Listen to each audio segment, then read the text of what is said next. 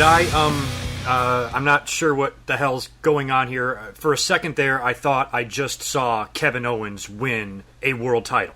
Holy shit. What's up, everyone? GoodMicWork back at you, coming up extremely late this Monday after Raw for my review. And of all the Raws to have to miss, of all the Raws to not be home for, I chose the one where we're going to crown a new world champion, and it gets pulled off in an epic swerve and turns what was a lackluster Raw into one of the greatest fucking shows we've ever seen. First of all, congratulations to Kevin Owens. He has been one of my favorites ever since he walked into the doors of the WWE. I was so impressed with him when he debuted and defeated John Cena clean in his very first match on the main roster, had a ton of success in NXT. This is the type of guy that WWE would not have had any interest in about 10 years ago with the way they did things. And now with Triple H kind of being in control of NXT and WWE actually going out there and signing some of these independent stars, guys that, like I said, WWE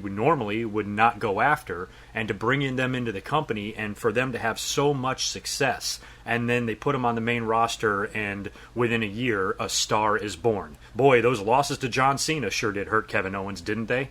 Sorry, couldn't resist. Anyway, so happy for Kevin Owens, could not be happier, and as far as the match goes, I was blown away. I really wish I could have been home to watch this thing live, because I want to know if I would have seen the swerve coming. I'm curious, when Triple H came out there, if I would have known that something fishy was up. I would like to think that I would know what was up, because I was wondering if Seth was going to wind up winning this thing. Why is Triple H's interference even necessary to begin with? So I'm not sure if some of you could sniff out what Triple H was up to when he first came out there, but it appeared that he was going to help out Seth. The way he came out and pedigreed Roman Reigns on the floor and then rolled him into the ring and got Seth in there to pin him, and Kevin Owens had not been eliminated yet, and it was down to 2. You know, you might have thought that Kevin Owens was going to go babyface because Triple H is out there to fuck him over.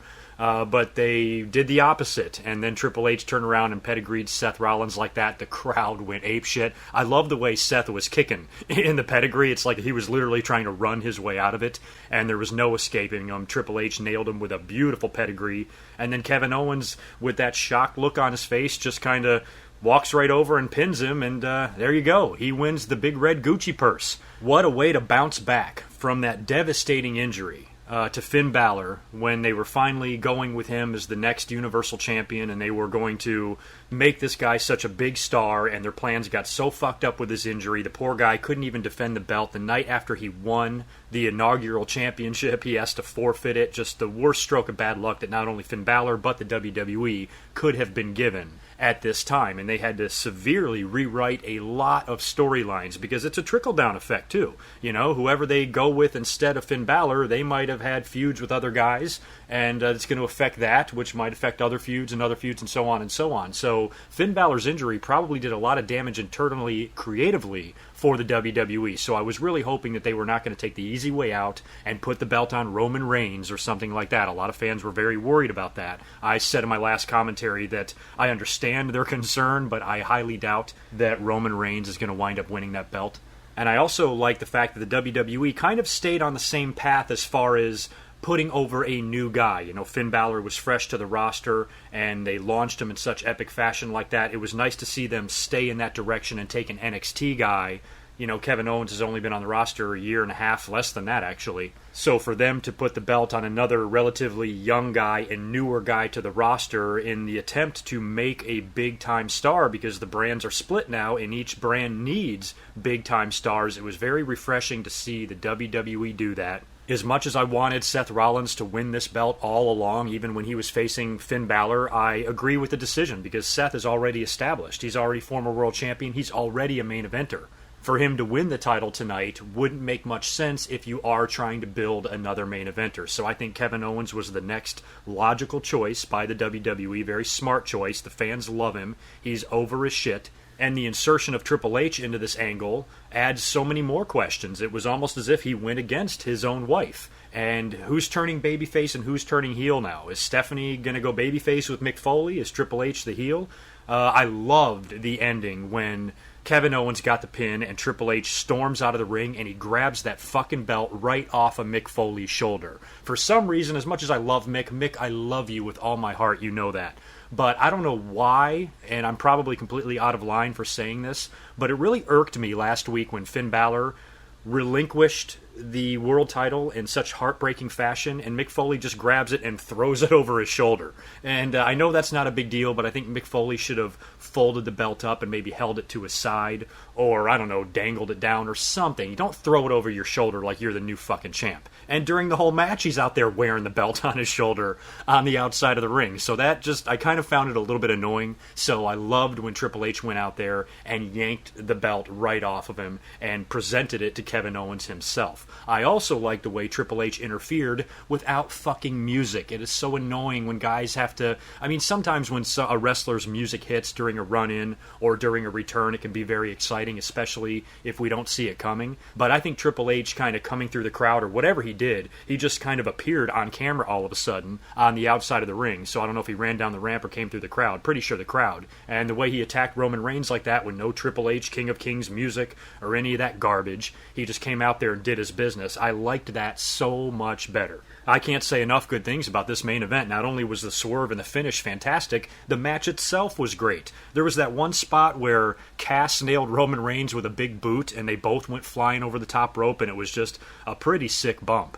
Lots of good stuff took place in this match, and a lot of good near falls as well. And like I said, I wish I would have been home to watch this live, because as Kevin Owens was kicking out of a lot of things, I'm wondering if I would have thought, oh, maybe Kevin Owens can actually win this thing. I mentioned him last week in my commentary that he was the one that I think my heart was with. I thought it would be a good idea to put the belt on Kevin Owens, but I was kind of thinking Seth Rollins. All I knew was it wasn't going to be Cass, and most likely it was not going to be Roman Reigns. So I couldn't be happier with the direction that the WWE went in tonight, and a star was born. I mean, Kevin Owens is pretty damn entertaining. I think he's one of the best guys, if not the best guy, overall, pound for pound, on the mic in the WWE. He's extremely witty, he's fearless, he's comfortable, he's confident, and he doesn't hesitate. You know, he doesn't have to have anything rehearsed. He's just very good at thinking on his feet. Bobby the Brain Heenan was a lot like that. And when he's doing commentary and he's giving shit to Michael Cole and Byron Saxton and guys like that, it's comedy gold. And Kevin Owens, on top of that, is a badass. Not only can he be funny and sarcastic, he can also be mean and nasty and brutal. And he's one of the best in-ring workers that the WWE has. And he's kind of not your typical guy because, you know, he's kind of fatter and he doesn't really work out and he looks like shit, but he's still athletic as hell. And he's proof positive that you don't have to have fucking big muscles and shit. You don't have to spend every waking hour in the gym in order to be a star. Kevin Owens is that new breath of fresh air, a different-looking competitor, much like Finn Balor was, and a guy that was really able to put himself on the map because of his in-ring work on the independent scene. It just so happens that he's also very, very good on the mic, and just an overall great professional wrestler. He understands the business, he understands entertainment, and he took to the WWE's philosophy of how they do things very well and very quickly. And he made, I think, one of the smoothest transitions from the independents to WWE that I've ever seen. So to me, there's not a more deserving guy on the roster right now currently. If they're going to put a belt on a new guy who has not been world champion before, Kevin Owens, to me, was the number one pick. And WWE made the right call. Kudos to them. Now, like I said about Triple H, where is this going to put him? Is he going to be aligned? Is he going to be by Kevin Owens' side from now on? That might not make Chris Jericho too happy. You know, Jericho and Owens are already BFFs. Now Triple H is trying to get in on the action. I don't know if Jericho is going to be too thrilled with that. But it might not mean anything. Triple H might just stay away from Kevin Owens. He might just be the guy that he wanted to see win the belt. And maybe Triple H, because of his involvement with NXT, you know, he can start helping out some of this NXT talent. I mean, look at that Fatal 4-Way tonight. Every single person in that match was in NXT as early as 4 years ago. The Shield came in 2012? Cass has put a couple of years in there, and Kevin Owens did his time there as well. So that entire Fatal 4-Way match was between four guys that weren't even on WWE television less than 4 years ago. So that's pretty amazing. And they're all in the main event working for a championship. And one of those guys won it. So, you know, to me, I couldn't be more happy with the brand extension so far and what this is winding up doing for certain talent. If they would not have split the brands, I don't think Kevin Owens would be in the running for the world title right now. So now that they have 2 shows, they got 2 titles, it's a way to get a lot of these guys opportunities and get them over and get them championship reigns, especially the ones that really deserve it, that might not get a chance to hold the belt since there's only 1 belt. So this is definitely one of the positives of the brand extension, that you can see guys like Kevin Owens becoming world champions. I'm assuming now that Seth Rollins might be babyface. Am I wrong about that? I mean, I don't know if we saw Seth Rollins necessarily turn babyface, but the show opened with all 4 of these guys cutting promos on each other, talking about the Fatal 4-Way later on, and Seth Rollins was being as big of a douchebag as he always is. So Seth Rollins, is he going to be babyface overnight? And I can only assume that Seth Rollins is going to get the title match against Kevin Owens at Clash of Champions, which I think is on September 25th. That's the next Raw pay-per-view. So one can only assume that they are building towards that. But all in all, I'm excited for what this means. I'm excited to see the fallout next week. I can't wait to see what Stephanie has to say about this, what Mick Foley has to say about this, what Triple H has to say about this. Hopefully next Monday we'll open up with Kevin Owens' music hitting and the crowd going nuts and him coming down there. And Seth Rollins, I'm sure, will have something to say about it as well. So it'll be really interesting how all parties react to this next week, which is another reason why I like what they did, because now you have all these questions. What's Triple H going to do? What is his role going to be? Is Kevin Owens the first person in a faction of NXT guys that Triple H is going to lead? Is this going to be some sort of an invasion angle in the future? Who knows what they could do? Triple H and Stephanie have not really been at odds, in over 10 years or so. So if they are now going to be adversaries, it'll be really interesting to see how that plays out. Or they could be in on it together and they could be swerving everybody, and it was their big plan to get the belt on Kevin Owens and dispose of Seth Rollins at the same time. Maybe Mick Foley knows nothing about this, and Stephanie and Triple H are back together as the evil leaders that they are, and Mick Foley as a babyface is kind of by himself. He might have Seth Rollins as a babyface by his side.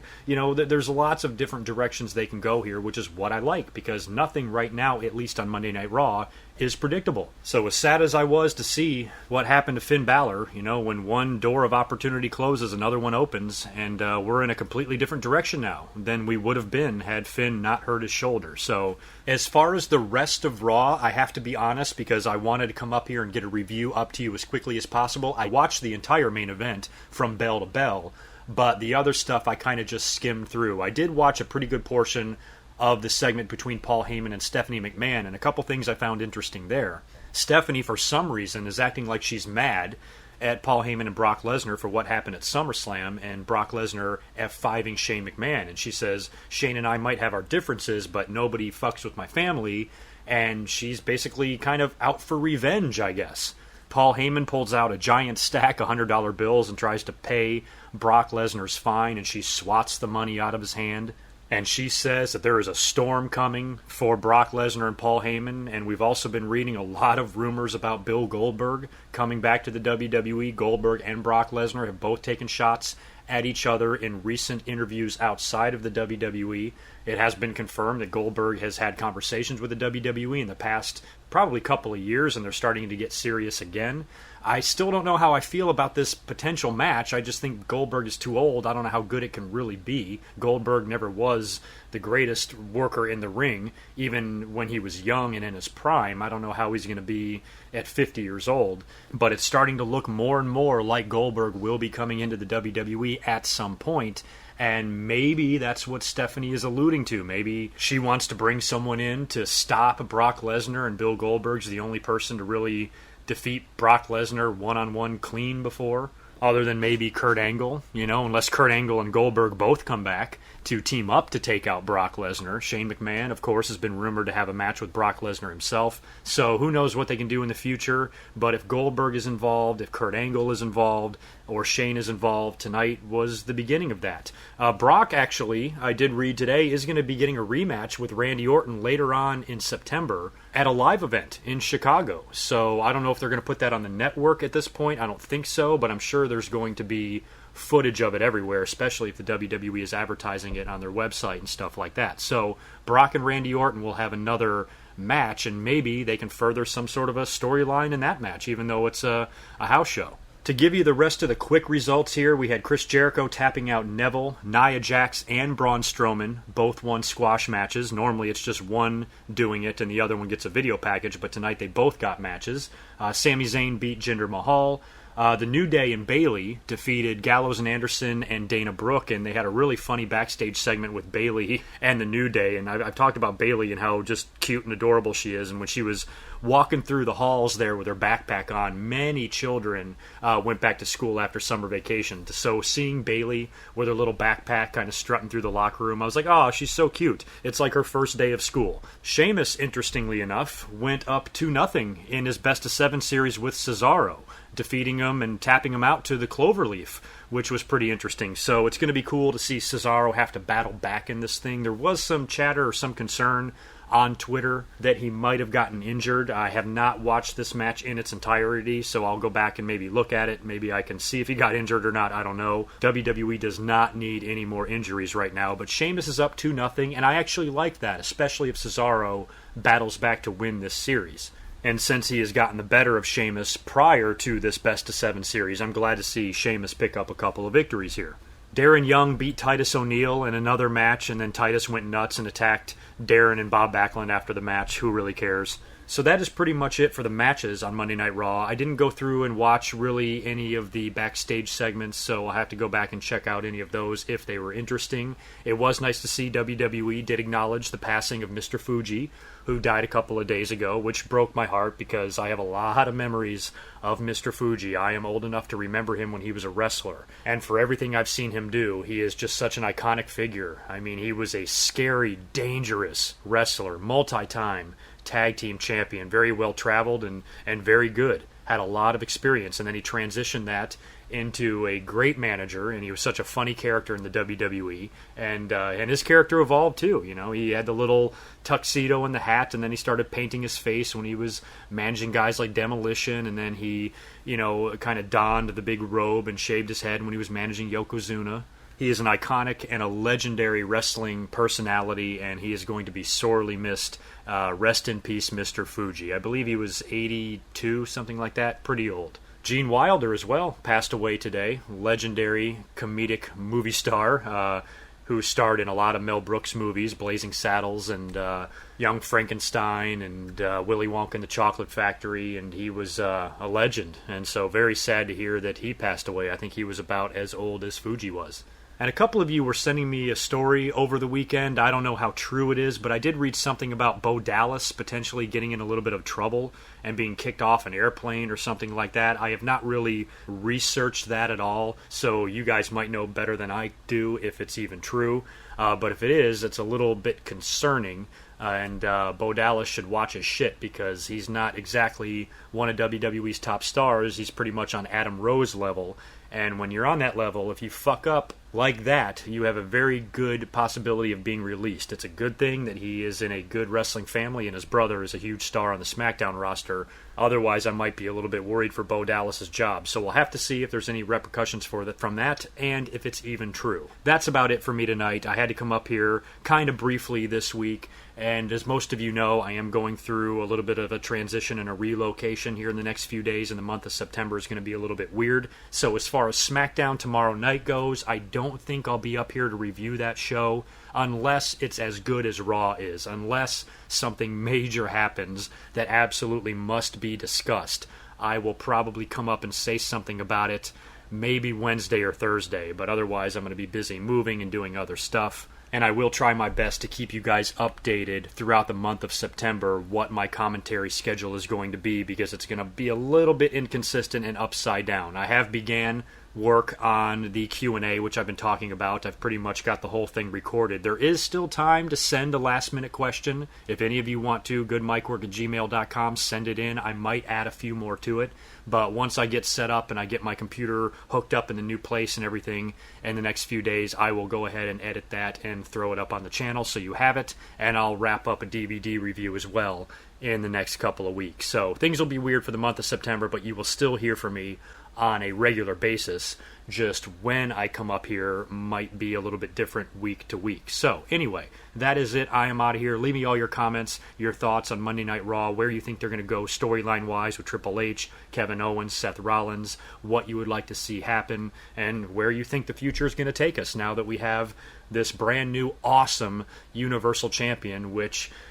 talk about landing on your feet. After they put the belt on Finn Balor, which was already surprising enough, and we all marked out for it, and then for him to have to cough up the belt scared us because we were like, oh shit, what now? So to see what they did with Kevin Owens tonight was a really nice thing to see, and I could not be happier. So I will talk to you guys in a few days. Until next time, peace.